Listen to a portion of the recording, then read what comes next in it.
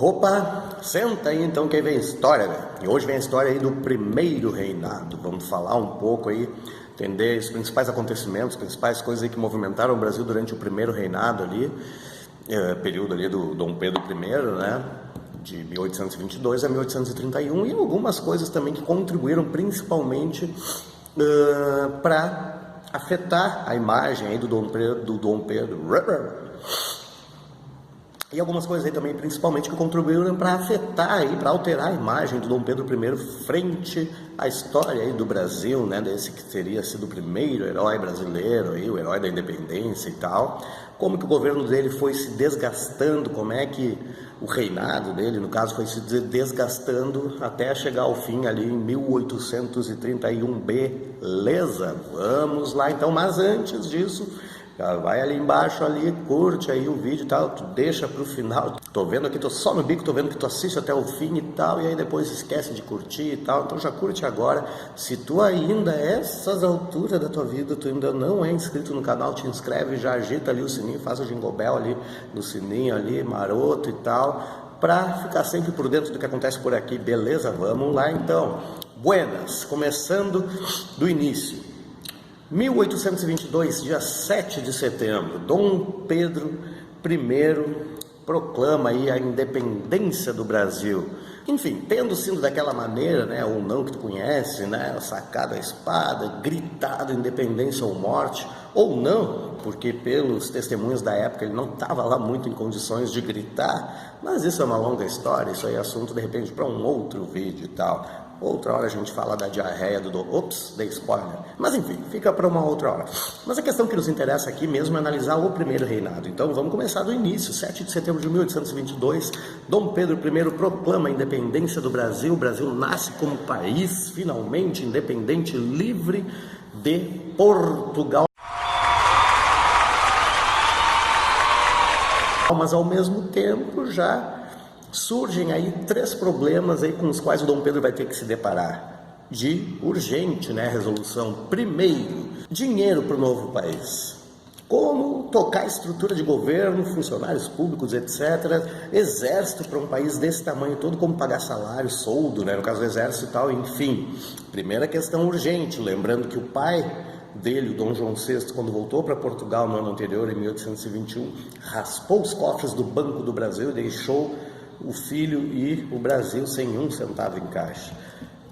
Com essa parte eu até me identifico de não ter um centavo. Bom, deixa pra lá, né? Então, o Brasil nasce como país sem um centavo. Primeiro problema que ele tem para resolver. Segundo problema, como obter o reconhecimento internacional. Não adianta nada o Dom Pedro, da cabeça dele, dizer agora o país é livre e tal. Se não houver o reconhecimento internacional, da comunidade internacional, os outros países continuam, né, negociando com o Dom João VI para buscar produtos do Brasil, né, se não reconhecerem o Brasil como um país livre, né? Então ele precisa ir atrás, Dom Pedro precisa ir atrás de reconhecimento de outros países a essa nova situação do Brasil.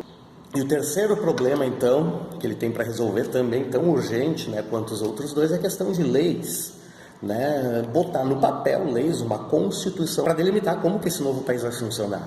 Vai ser um império? Vai ser uma monarquia absolutista? Vai ser um parlamento? Uma república? Né? O que vai ser? Direitos e deveres de cada um, do mais chinelão do povo até o governante e tal, o que pode, o que não pode. Um edifíciozinho, um condomíniozinho pequeno já precisa ter regras. Imagina um país, né? Um país do tamanho do Brasil. Então tem que ter leis, né? O quanto antes. Vamos lá, do início. Primeiro problema, né? Dinheiro.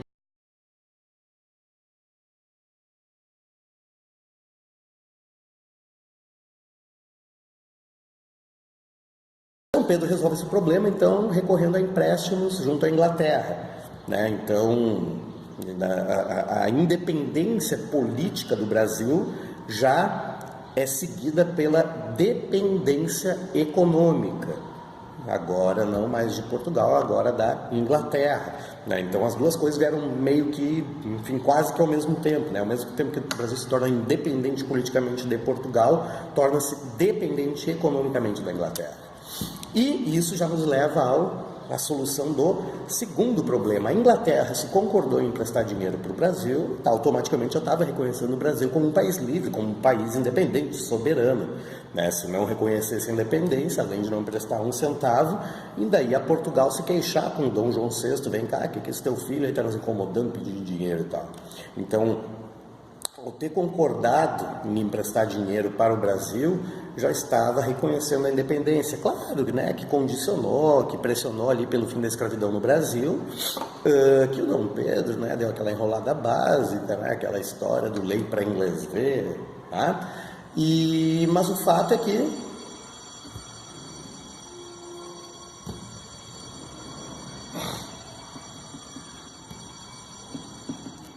lei para inglês ver, mas o fato é que ao emprestar dinheiro estava reconhecendo automaticamente a independência do Brasil. Estados Unidos reconheceu na hora também, né, que ficou sabendo na hora que a notícia chegou lá, automaticamente já reconheceu a independência do Brasil, como eles fizeram com todos os outros países da América que se livraram da colonização, que se livraram de seus dominantes europeus e tal, né? Estados Unidos também, ex-colônia europeia, ex-colônia da Inglaterra, também se livrou precocemente, no século XVIII, 1776, da dominação europeia. Então, assim que outros países se tornavam independentes, né, os Estados Unidos reconhecia automaticamente, né, então aí foi tranquilo. Agora, a grande questão mesmo é Portugal, que até então era o antigo dono do Brasil, né, era necessário, era fundamental garantir o reconhecimento português a essa independência do Brasil. Essa independência, né, unilateral, né, alguém daqui proclamou e tal, não teve guerra, aquela coisa toda que teve na América Hispânica, mas, né, enfim, era crucial o posicionamento português. Tá? E Portugal concorda em reconhecer o Brasil como um país livre e independente mediante duas condições. Primeira, o pagamento de uma indenização no valor de 2 milhões de libras esterlinas, a moeda inglesa, a moeda forte da época, ainda hoje, né, no caso, mas enfim, a independência do Brasil, na verdade, a gente pode dizer, no reconhecimento, né, da independência do Brasil por Portugal, na verdade, a gente pode dizer que foi comprado, né, então lá foi o Dom Pedro I, né, pedir mais empréstimo para a Inglaterra, esses 2 milhões de libras para pagar para Portugal reconhecer a independência do Brasil. E a segunda condição que os portugueses exigiram, né, para o reconhecimento da independência brasileira, para não incomodar, não começar uma guerra, não mandar tropa para cá, foi a concessão do título ao Dom João VI, né, de imperador perpétuo do Brasil. Na prática não representou muita coisa, porque ele não veio nunca mais para cá e tal, mas exigiram, foi uma cláusula, né? Então, com isso estava resolvido o segundo problema, né, que o Dom Pedro teve que enfrentar. O terceiro é uma longa história, mas vamos dar uma enxugada aqui. A terceira questão que Dom Pedro tinha para resolver é a questão da legislação.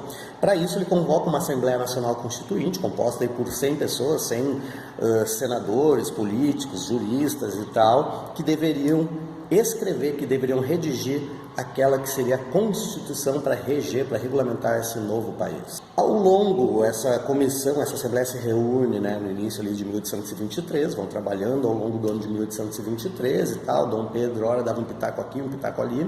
Quando a Constituição está praticamente pronta, Dom Pedro pega para a lei e se apavora e se escandaliza com o que estava escrito lá nessa Constituição. Essa Constituição, 1823, né, ela começa a ser redigida.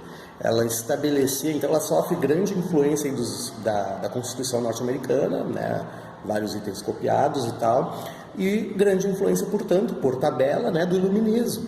Então, nessa Constituição de 1823, estavam lá dispostos, estavam lá previstos os três poderes, legislativo, executivo e judiciário, numa relação horizontal entre eles, onde nenhum se sobreporia aos outros, como é característico, né, de qualquer democracia, né, a relação entre os três poderes ser parelho, horizontal, cada poder cumpre o seu papel e fiscaliza os outros dois, e é por eles fiscalizado também, né? Então, o poder legislativo faz as leis, o executivo apenas executa as leis e o judiciário julga o não cumprimento das leis. Quando Dom Pedro olha isso, ele se apavora, ele se escandaliza, né? E ele vai pensar, vem cá, eu não vou fazer lei, eu não vou mandar esse país, eu não vou mandar essa bagaça, e você é uma figura decorativa, uma figura de fachada.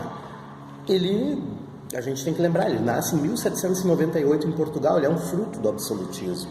O pai dele Ele viu o pai dele ser rei recentemente, antes príncipe regente, o avô, bisavô, enfim, todas as gerações da família dele, de outros reis europeus, sempre mandaram e desmandaram, né? Ele foi, como eu falei, olha, ele é uma cria do absolutismo. Então ele não entende como que um governante, como vai ser o caso dele agora, se essa Constituição entrar em vigor, como que um governante não vai governar, não vai mandar, não vai ter poder.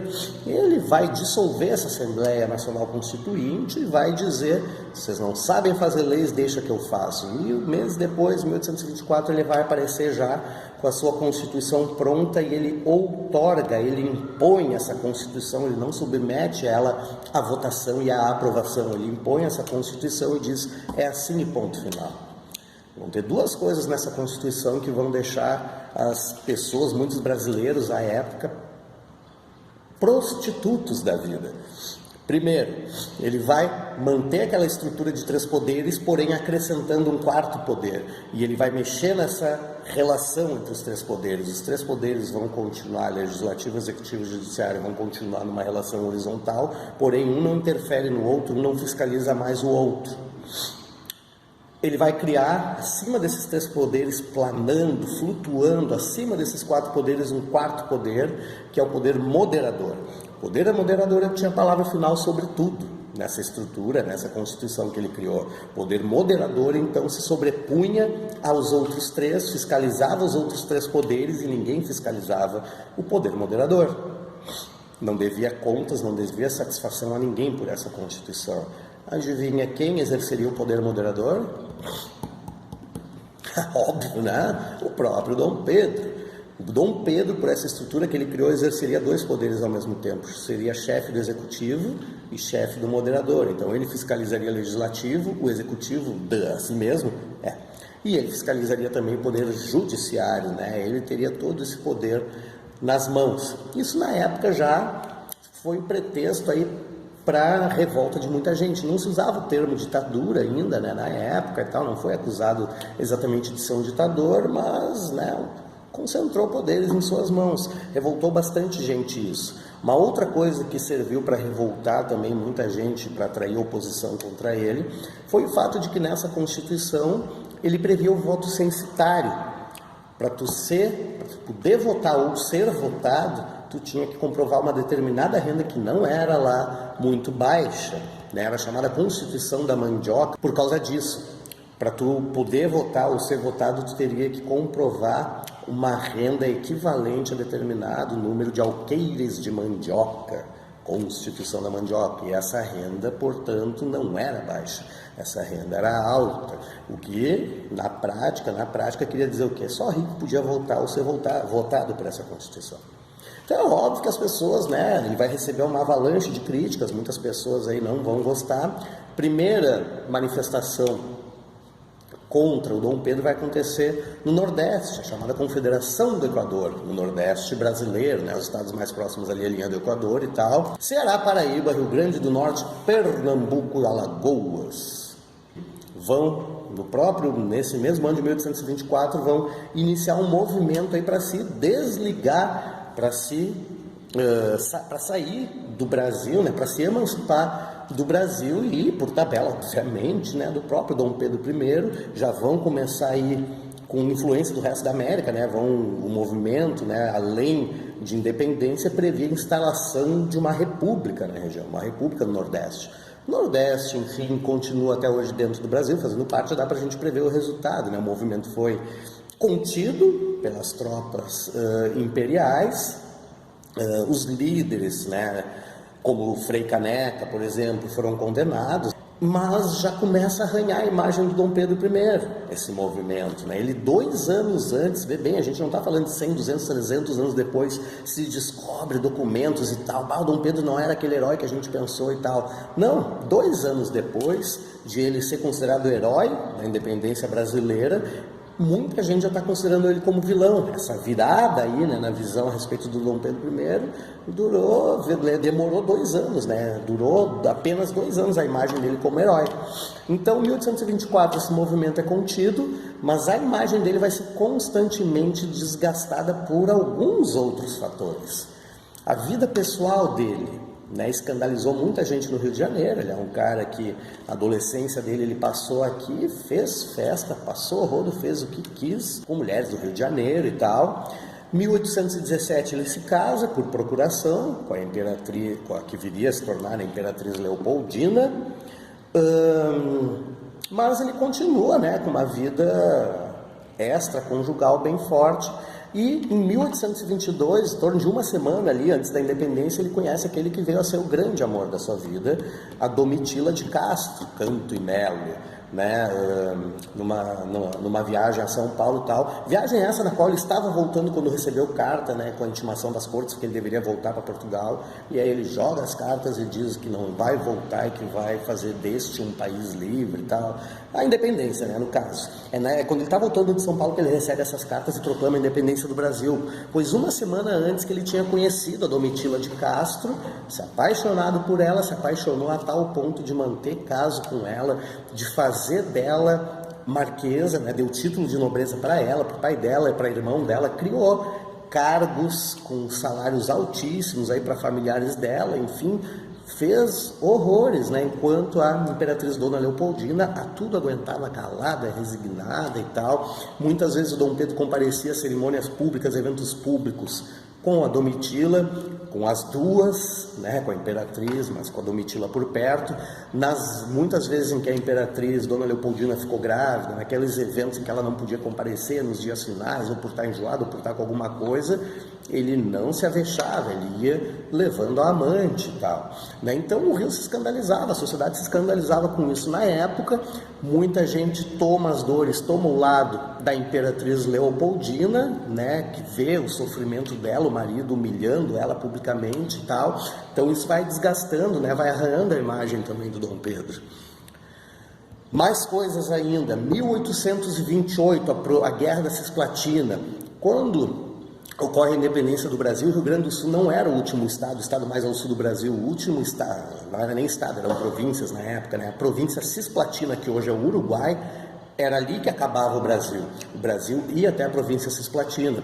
1828, então, né, rebeldes, revoltosos aí, cisplatinos, elite, agrária cisplatina, juntamente, né, armada e tal, e aliada, de argentinos, vão começar uma guerra que vai resultar, já dando spoiler, mas enfim, que vai resultar na independência da província Cisplatina e nascimento, né, posteriormente então, do Uruguai.